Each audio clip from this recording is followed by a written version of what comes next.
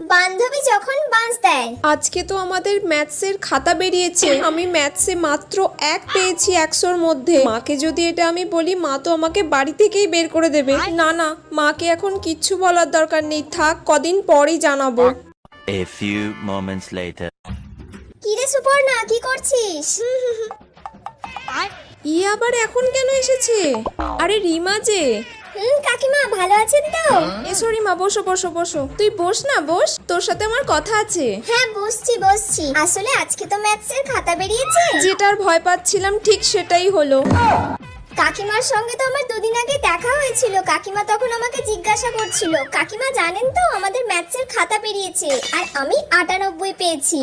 খাতা বেরিয়েছে?